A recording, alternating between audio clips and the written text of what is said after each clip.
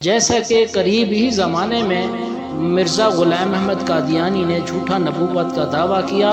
وہ خود بھی کائنات کا بدترین کافر ہے، اور جو اس کو نبی مانتے ہیں وہ بھی کائنات کے بدترین کافر ہیں۔ اور ختم نبوت پر اہل ایمان نے، مسلمانوں نے پہلے بھی قربانیاں پیش کی ہیں، اب بھی پیش کرنے کے لیے تیار ہیں۔ کوئی بھی حضور کی ختم نبوت پہ ڈاکہ ڈالنے کی کوشش کرے گا، اہل ایمان مسلمان،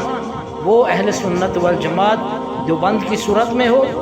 اہل سنت والجماعت بریلوی کی صورت میں ہو، اہل حدیث کی صورت میں ہو،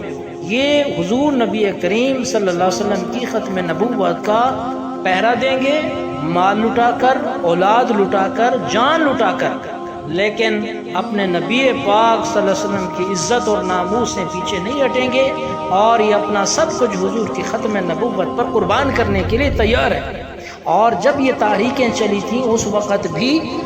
بہت بڑی قربانیاں بھی اس کے اندر آئیں، بہت بڑے لوگوں نے قربانیاں پیش کی، جوانوں نے اپنی جوانیاں پیش کی، عورتوں نے اپنے بچے پیش کیے۔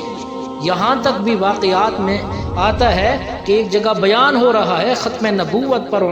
بات ہو رہی ہے، اس پر خرچ کرو، اس پر اپنا سب کچھ لٹا دو۔ ایک عورت اپنا معصوم سا بچہ، دودھ پینے والا بچہ مجمع کے اندر پھینک دیتی ہے، اور وہ یہی کہتی ہے کہ میرے پاس یہی سرمایہ ہے، اس کو لے جاؤ، حضور کی ختم نبوت پر قربان کر دو۔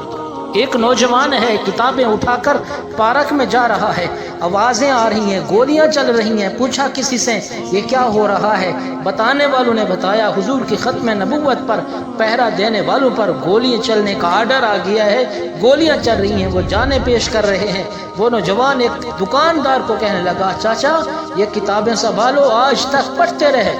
اب اس کے اوپر عمل کرتے ہیں۔ نوجوان گیا، اس نے بھی اپنی جان کا نذرانہ پیش کر دیا۔ ایک بارات آ رہی ہے، اور اچانک ان کو بھی علم ہوا کہ حضور کی ختم نبوت پہ جوان اپنی جوانیاں پیش کر رہے ہیں، خون دے رہے ہیں۔ دولہے کی والدہ آئی اپنے بیٹے کے پاس جس کی بارات ہے، سہرا سر سے اتارا اور اپنا دوپٹہ اس کے سر پر باندھا کفن کے انداز میں، اور کہا بیٹا جا تو بھی حضور کی ختم نبوت پر اپنی جان کا نذرانہ پیش کر دے، اور رہی تیری دلہن کی بات، اللہ جنت کی کسی حور سے تیرا نکاح کر دیں گے۔